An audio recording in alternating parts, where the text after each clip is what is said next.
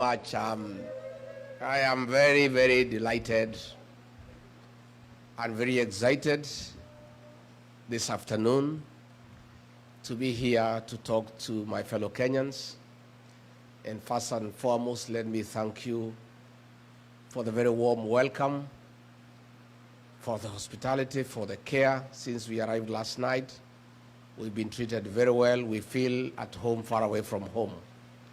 Again, let me take this opportunity to thank all of you for the honor and the privilege you have accorded me and my wife to create time, despite you being very busy in your various engagements, to come and listen to us and engage with us.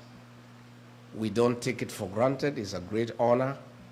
You are busy people in your own right, and the fact that you have found it necessary to create time to come and engage with us, we are indeed very honored and feel very privileged, and we don't want to take it for granted.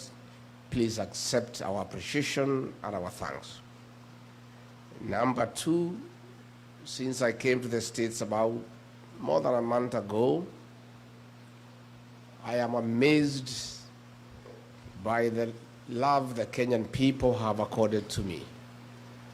I'm also fascinated by the unity of the Kenyan people, of staying together as Kenyans, loving one another, taking care of each other, and being your brother's keeper.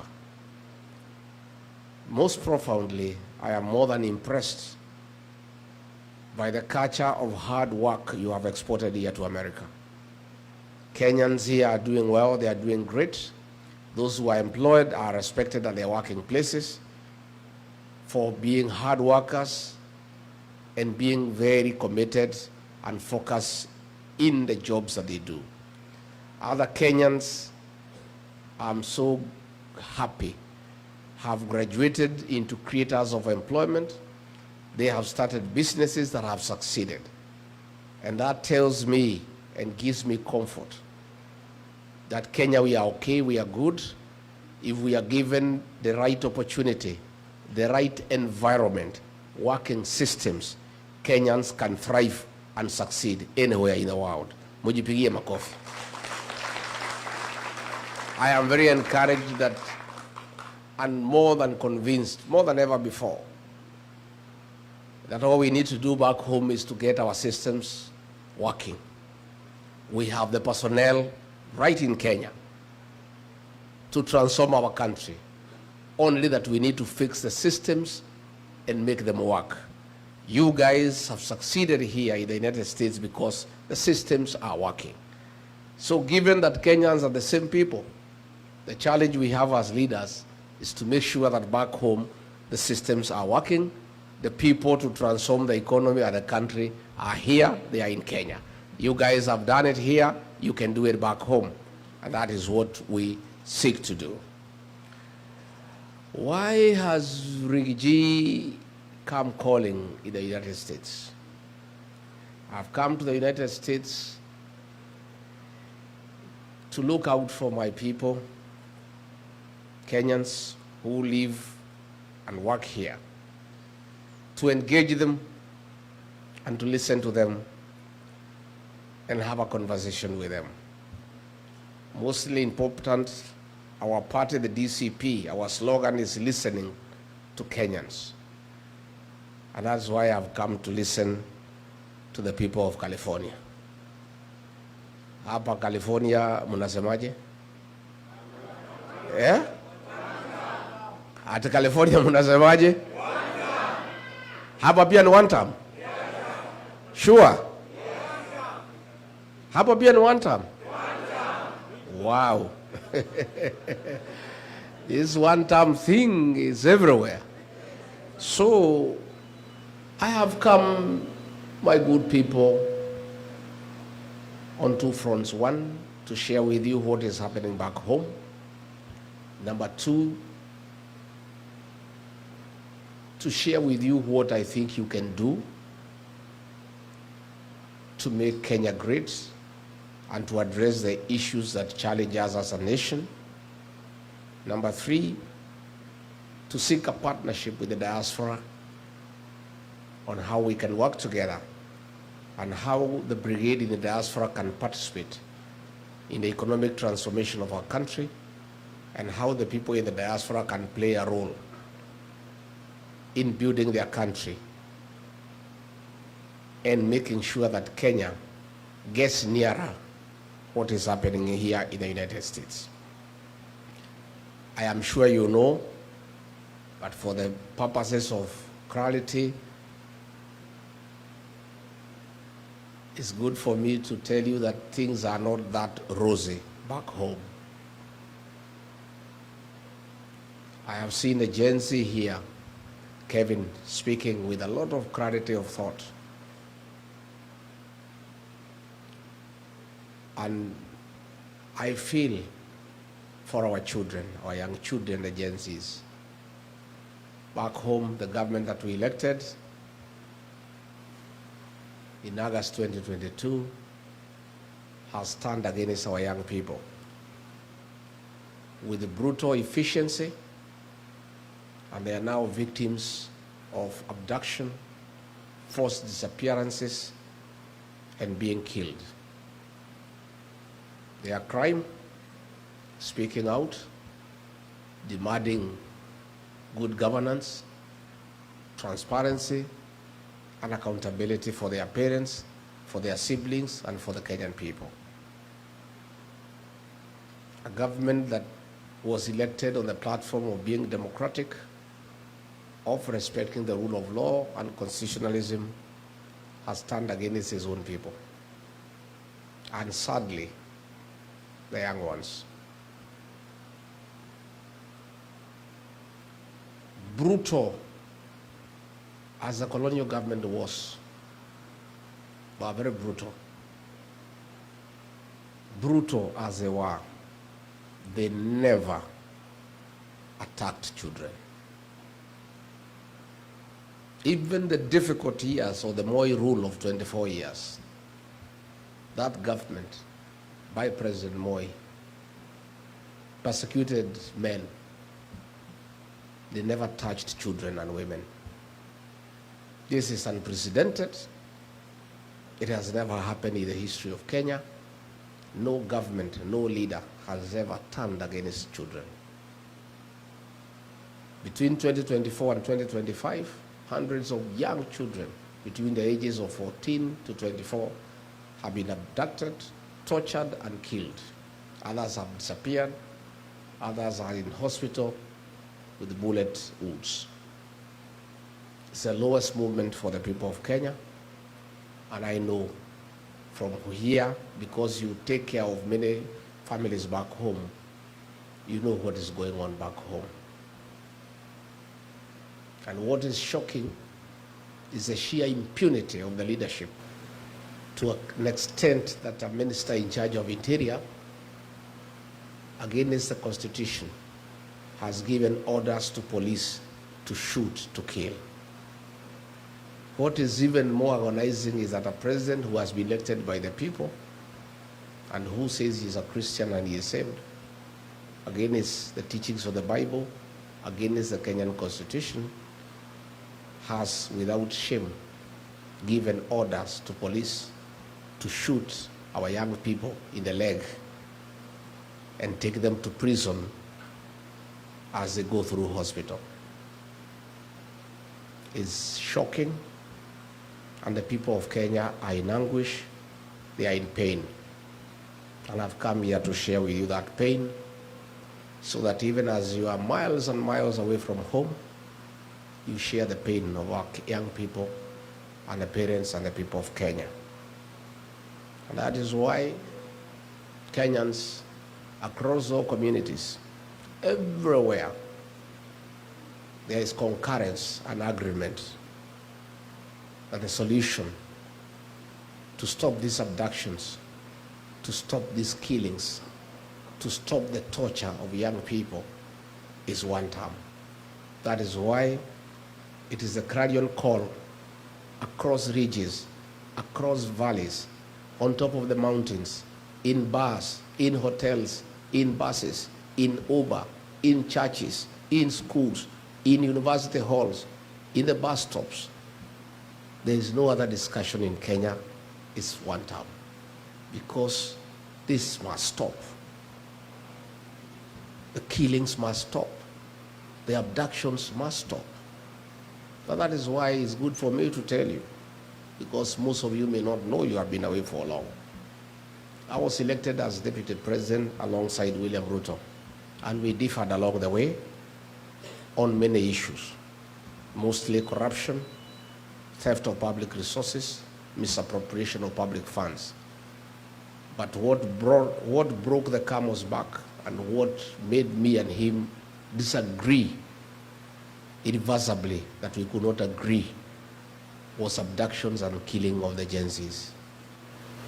To a point when I was in office, when he ordered for the killing of the young people on June 25th, 2024, the following day on the 26th of June, I flew to Mombasa and held a press conference when I was still deputy president and told him off and told him that that is unacceptable, and that brought our relationship to an end. And we were never able to speak again until he mobilized resources and bribed members of parliament and senate to hold me out of office because I had publicly called him out for killing our young children. So I come here to tell you that you have a lot of influence back home. You cannot be silent when our young children are being killed. You are parents. You have children too. You have relatives back home. You cannot just sit and watch silently, doing nothing, as these children are being killed. Somebody here talks about the healthcare system. That here is Dr. Gitovu from Meru. By the way, where is Dr. Gitovu? You are not our cousin. You are our brother. Hi, bro. Wewe ni ndugu. Myself, I'm Meru. My mother is Meru. I am Kiana Kiamwari. Yeah? So, wewe ni ndugu. Yeah? The cousins are many, like Wekesa. Wapi Wekesa? Hai Kuzo.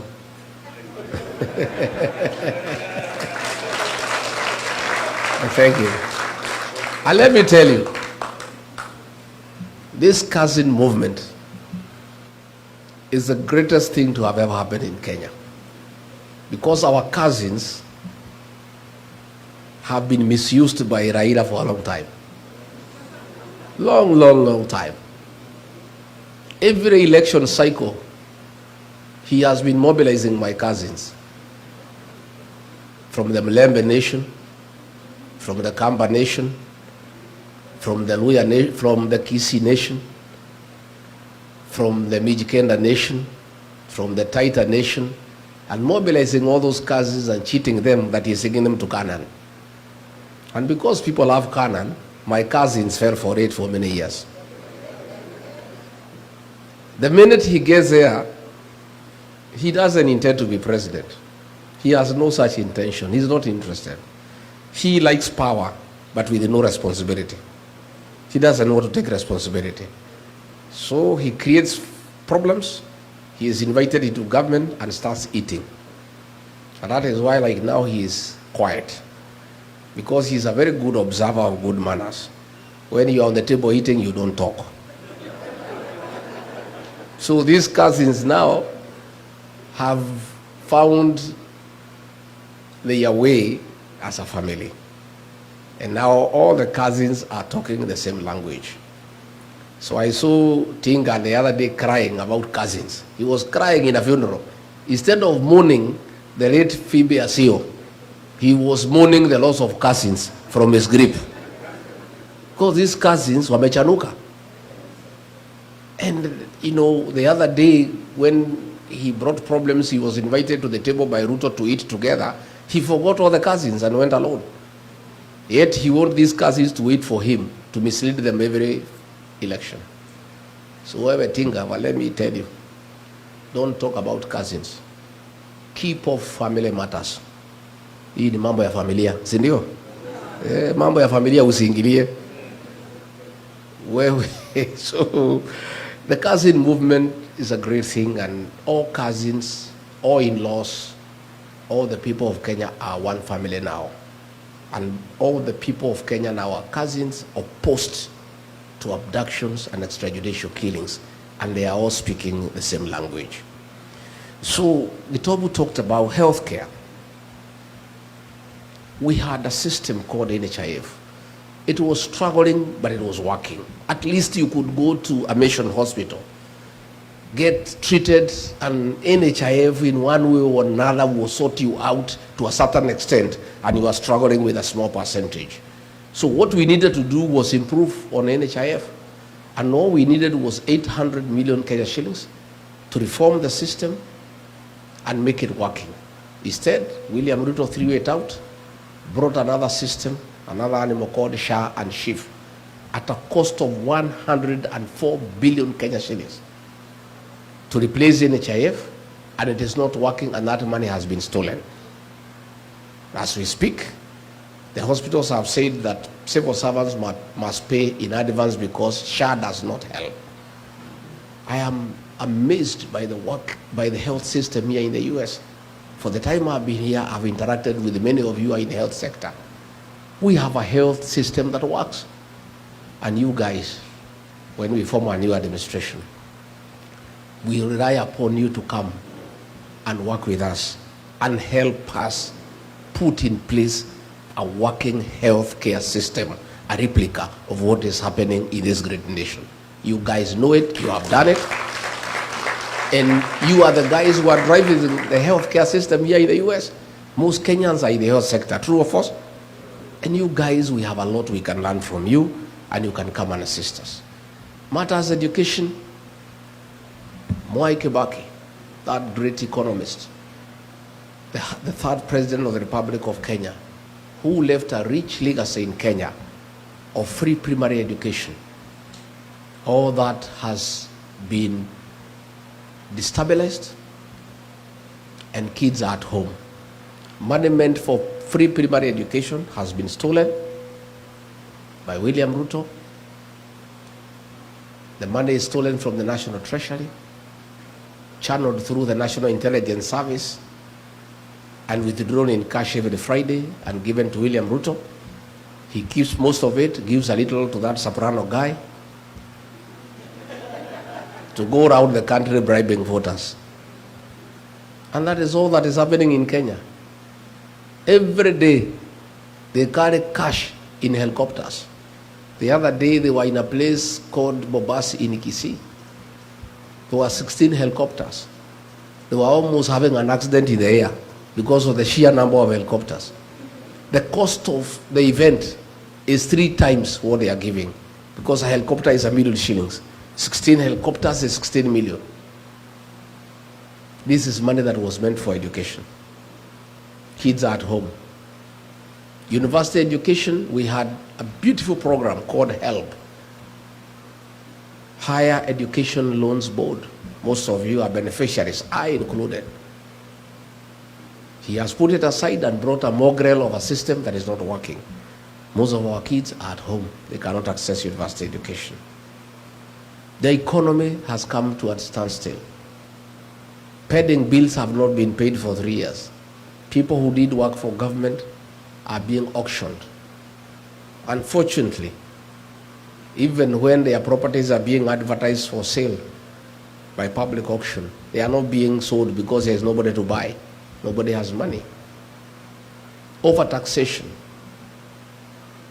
Too many levies. The pay slip has been raided and made dysfunctional. So there is huge outcry by the middle class back home.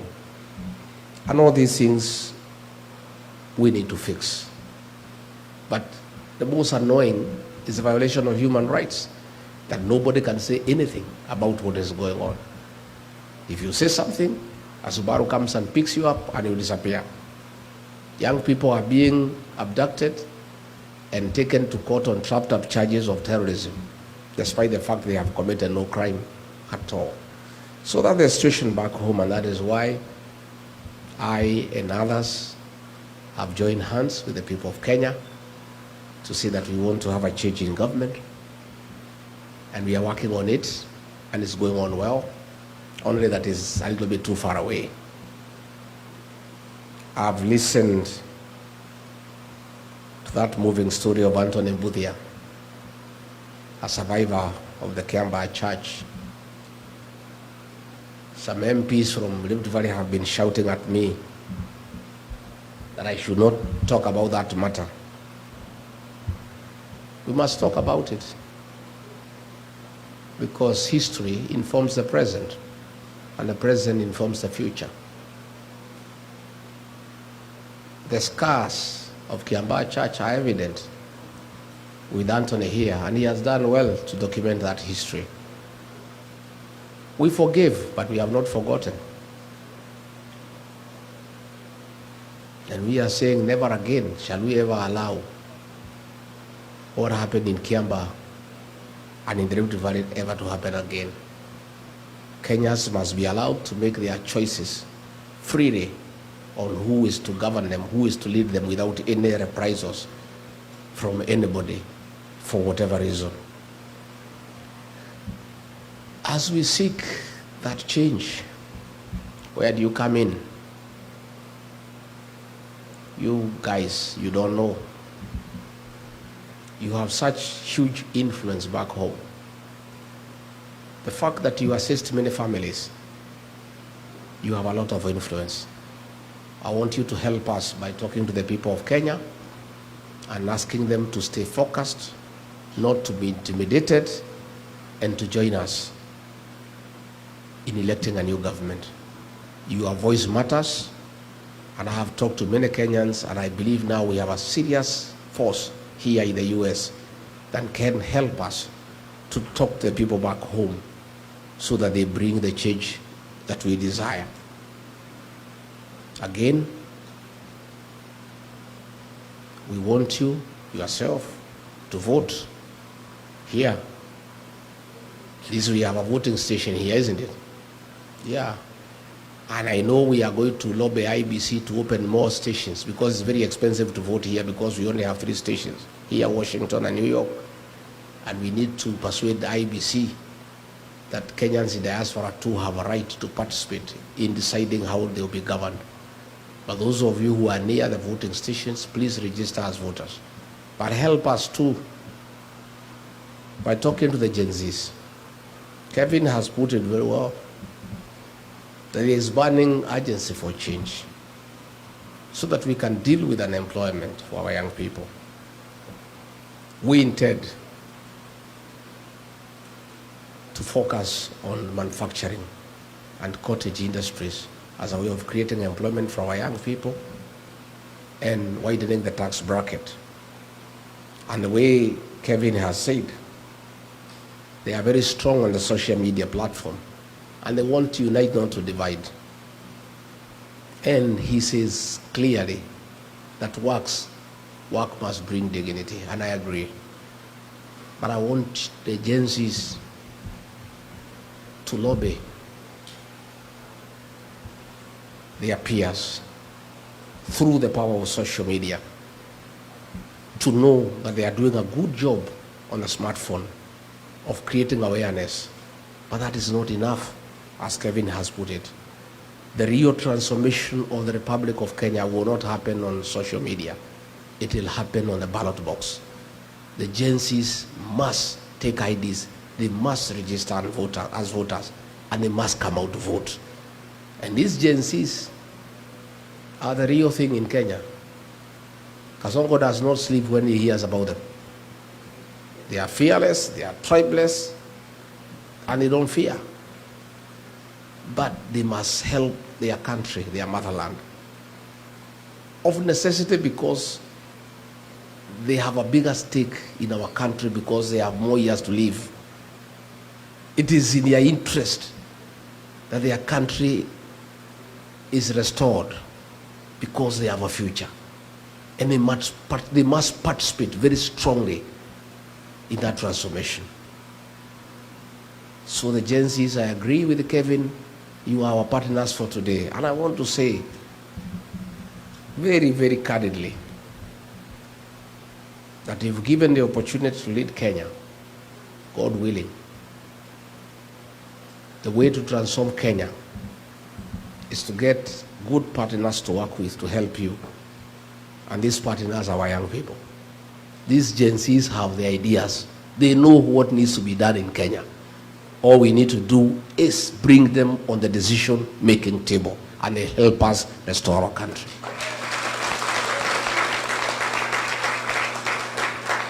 So the Gen Zs in Rigiji, you have a serious partner. I have fought for you. I disagreed with William Ruto because I stood with you and for you at your lowest. When the president was saying you are criminals and you are treasoners, when he has been saying you should be shot in the leg, when Mukomen has been asking police to shoot you, to kill you, Rigiji has stood with you. I'm somebody you can trust, that I want to secure your place on the decision-making table so that together we transform our country. And I have very serious intentions to work with the young people. And if you look at the guys I work with back home, already you can see that intention. The leaders around me are young, very young. In fact, in my absence in Kenya, they are giving Kasongo sleepless nights. In fact, he would rather I went back because I'm just one. Those guys, Akina John Medho, you know Medho? Those guys are brutal. Akina Gacheri, Akina Karungo Wathango, Akina Ngogoyo, Akina Muku, young people. Already I have seen how effective it is to have young people working with you. If given an opportunity by the people of Kenya to be president or to be part of that government, I want to commit that in my government, my administration, the Gen Zs, the millennials, will be part of that government, and they'll be right there making decisions. Yeah? In fact, mimi sasa ni mzee kiasi. I'm approaching, I'll be 62 by that time. And I've worked very hard. I've really worked very hard in my life. I've not been very lucky. Whatever I get, I don't get it easily. I work hard for it. Hata ile nilitafuta hii deputy president, nikatafuta wakaninyang'anya.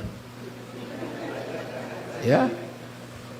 Lakini ni mzuri, walinyang'anya ndio nipate ile yenyewe. Si ndio? I have feeling I don't want to work as hard. But since I'll be given a responsibility, how would you not work hard and still be responsible? Because I cannot be like Raila. The guy wants to sit on the table, he doesn't want to be responsible. I want to be responsible, but I don't want to work too hard. So the only way to be responsible and deliver to the people of Kenya by not working too hard yourself is surrounding yourself with energetic, youthful guys and girls to push, to do the heavy lifting. Mimi nitatafuta hao watoto, vijana na wasichana wengi, niweke ma PS, ma CS, kila pahali, ma CEO. Kazi yangu ni kukutana nao Monday na kuwapatia the vision, wanasukuma, tunakombea notes on Friday. Wakisukuma sana, I call them, I slow them down, wasikibize inchi sana. That will be my work. And I'm telling you, I'll succeed. These guys are great. And they know what we need to do. And they have the resolve. And they will not be wasteful. They will not, be luxurious. These are guys you can bring into government. And they don't need big mansions. They can stay in the flats. They can use Uber to come to work. And they are not bothered about those big things that ministers and PSs want to have in offices. So we can still bring meaningful change by having a serious workforce of young people who are not wasteful and who are not having hang-ups about power and privileges. I want to say the diaspora people, I've come here to tell you that I want you to be my partners in the new administration because it's the right thing to do and it's wise to do that. In the 1970s, coffee was #1 foreign exchange earner for our country. In the 1980s, tea became #1 foreign exchange earner for the country. In the 90s, coffee and tea were overtaken by tourism. But in the last 10 years, and as we speak today, the highest foreign exchange earner for our country is remittances from the diaspora. It's you guys. You are the drivers of our economy. All the money we use to pay public debt is the money you send home. All the money we use to import goods is the money you send home.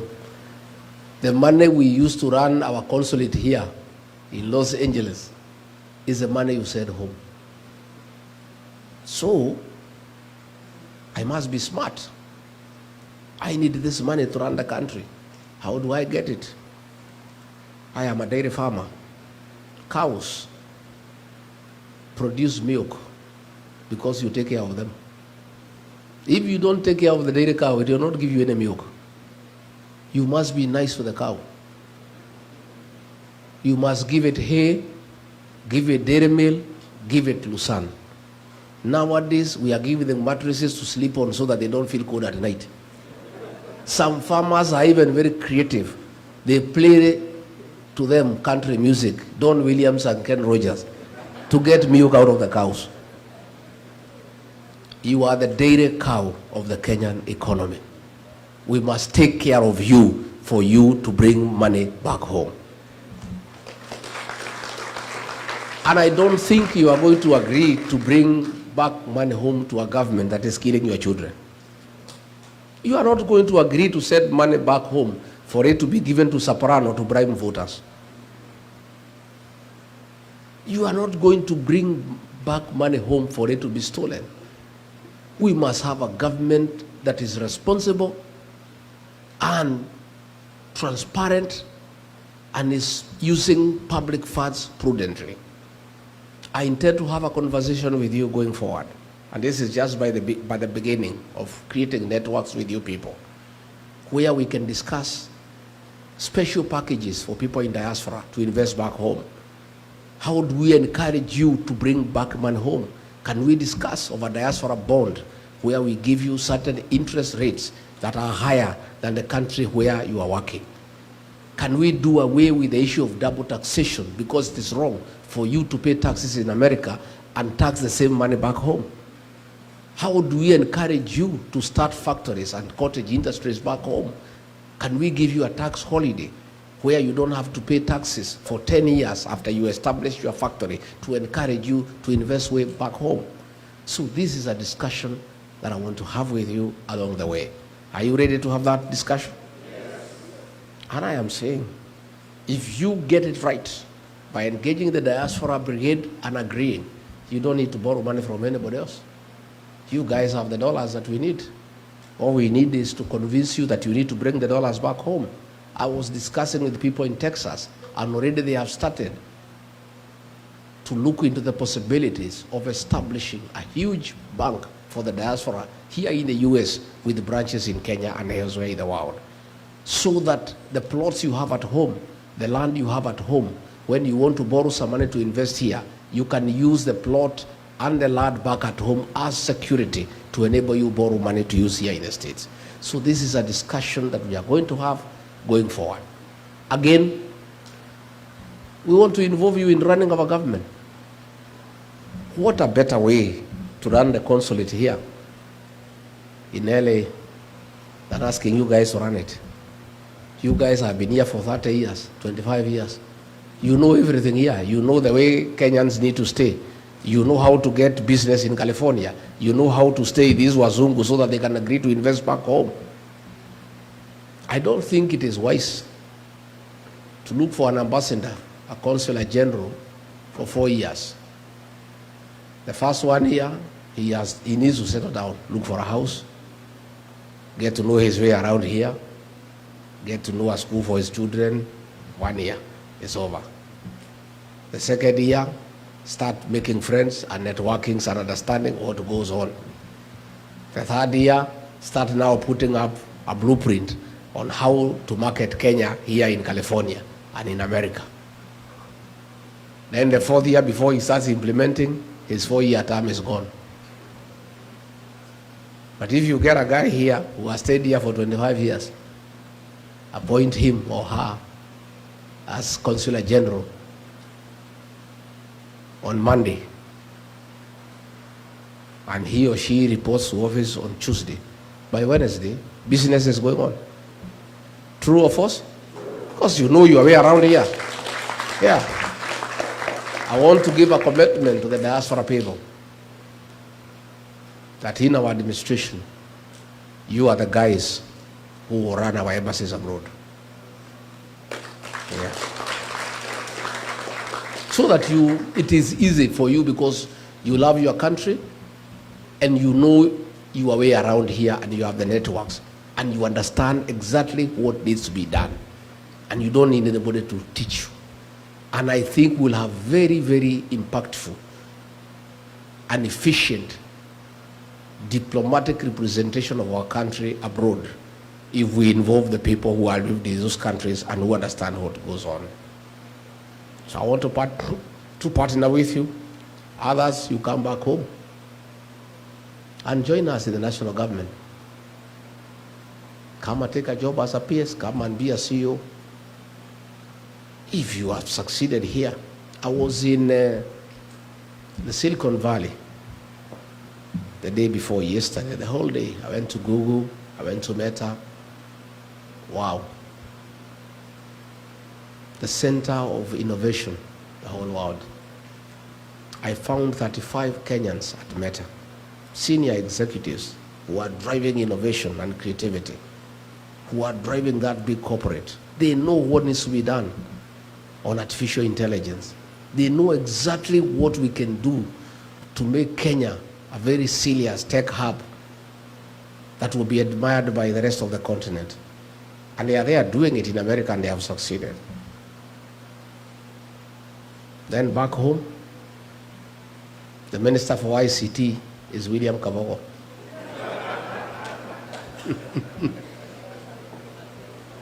Aren't you embarrassed? Surely. Surely. We don't need to look far. We have Kenyans who can transform our country. Those guys I found there at Silicon Valley, I met some top executives there, Kenyans. They are the ones who are driving that valley on matters ICT, others in manufacturing, others in medicine. We have enough capacity as Kenya of people who are experienced with a proven track record to help us transform our country. Yet we just go and pick fellows who have no idea as to what they are doing. So I want to look to the diaspora for a great resource of people who can help us transform our country, because I think it's the right thing to do. And I'm asking, help us to mobilize our support back home for a true transformation of our country. And Wekesa, our cousin, the Mlebe Nation is good. I was there for 4 days, and it's Wantam. From Vihiga to Kakamega to Busia to Bungoma to Trans Nzoia. All we need to do is stick together. My brothers, George Natebea, Eugene Wambalo, and Cleophas Malala to stay together so that they can provide leadership, you know. My place there in the mountain, hiyo nimefunga na kifunguo nikawachia Justin Muturi akae naye, na nikamwambia nikisikia Kasongo amerudi huko utanijibu. We were there with our cousins at the coast. Is good. Lower Eastern Ukambani is good. And the payslip holders across all communities, there are 3.5 million. And every payslip holder has an impact over 2 people, minimum. another 10 million strong people. The Gen Zs, those ones are wild. They're asking for the day and the time. So we are good. We have a winning team, and all we need to do is stick together so that we have one candidate to face William Ruto. One. Yeah? And he is working very hard to divide us. Guy is not sleeping, because he knows the only way he can sleep through is if we are divided. But all of us have committed that all of us are presidential candidates. But towards the end, we'll sit down and agree on one candidate. And Rick G has given a commitment that in case the formula does not favor me, and I'm not the one picked to be the flag bearer, I and my supporters, who are in millions, will unconditionally support the candidate whom we have agreed on.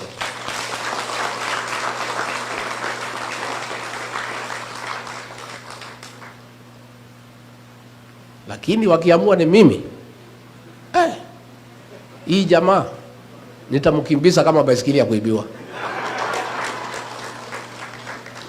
Yeah, and I can tell you that commitment is there and you should not be worried. Please pray for us and support our party, the DCP. Our slogan is listening to Kenyans, listening to the ground, because leadership is about listening to the people. When you are elected, your employers are the people who have elected you. And you must listen to your employer. All of you, wherever you are employed, you must listen to your employer. And that is what I do. I listen to the people. Since I came to the US, I'm a better leader than when I came. I've listened to many people, and I've written. And I'm going through the notes. I am a better person than when I left Nairobi. By agreeing to listen. It costs you nothing to listen to people. It only enriches your thinking. I don't know everything. I cannot pretend to know everything. I am benefiting from your experience here in the United States. We were told in California, in San Francisco, about water harvesting so that we can use the water for irrigation in areas that are dry in California. And that's how California feeds the rest of America. I learned a lot that I did not know. At ICT, the tech world, I learned many things I did not know. When I was at Meta, I learned that for you to get productivity out of employees, you allow them to have an easy environment where there are no issues of ESR. So I found some young people there with the jeans. They are the ones who are driving that company. Even their boss is coming, they don't even call him sir. Kwetu pale kwa Ruto ukienda cabinet, unainama kwanza ukiingia karibu uguse kichwa na sakafu. And nobody is allowed to say anything. In that cabinet, I'm the only guy who was speaking. And in fact, I heard the majority leader in Senate, Haron Cheriot, saying that I never used to speak in cabinet. I stopped speaking. Because I realized this guy, even if you speak, he has already decided what will happen. So you are just wasting your time. So I'll just sit and not even listen, because he has already decided what will happen. So they had Meta. I found working groups of young people. Nobody is a boss there. Everybody is allowed to be creative and to have initiative, and is discussed and agreed on. It was a very useful lesson for me. That given a chance to lead Kenya, I'll create such an environment even within cabinet, even among PSs. I just allow people to talk and be easy so that they are able to be creative and productive, and they can be useful to the country. So I want to say I am very happy, and I wish I had more time to be here in LA, because this is the greatest theater of the world, where all the stars in film, in music are. Yeah? I'm walking around with the people here to see whether I can meet one of them. Yeah, I would have loved to be here, a longer time, but I'll come. I've really enjoyed since I came. People are very nice. They are very kind to us. And I would also have wanted time to visit the filmmaking industry to see what we can borrow from here for the purposes of exporting that experience and knowledge to our country, where we allow people to make films and to be productive. So I've just come to say how happy we are to find you here, looking good, looking successful, and I really look forward to a very healthy engagement, and whatever questions that are there, I am told there are questions I'll be given, I'll be able to answer them, and if there are any more I can answer. I want a free session. I don't believe in praise and worship, because if I want praise and worship, I have my church back home. I want to listen to people, and people don't have to agree with me 100%. And if everybody agreed with you 100%, there is something wrong. If you had everybody just praising you, they are back at home. Ruto has created praise and worship. You must thank him for the sunshine, although he has nothing to do with it. Thank him for the rains, for the air that we breathe. Even when things are not working, you praise him for his vision and insight. I don't believe in it myself. I believe in constructive engagement, and I don't know everything.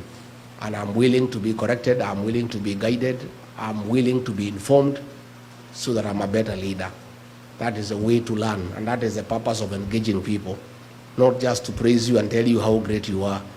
They also need to guide you and tell you things you don't know and things they think you can do differently for a more meaningful and impactful realization of what you desire to do. Kwa hivyo mimi nimeshukuru sana sana sana sana sana sana, na mkija nyumbani mkuja mnitembelee. Mtakuja Wamonyoro? Mtakuja lini? Mtakuja? Sasa wewe ni shemeji ama is this our in-law or our neighbor? You are a cousin from Embu? Wow, which part of Embu? Hapo town, kwa Mheshimiwa Mkonji. Well done. Well done. Embu people are great people. Yeah, I'm so happy to see you people and to listen to you and to have this engagement. So I don't know how we proceed with the questions that were there. Did we have, they were written or something?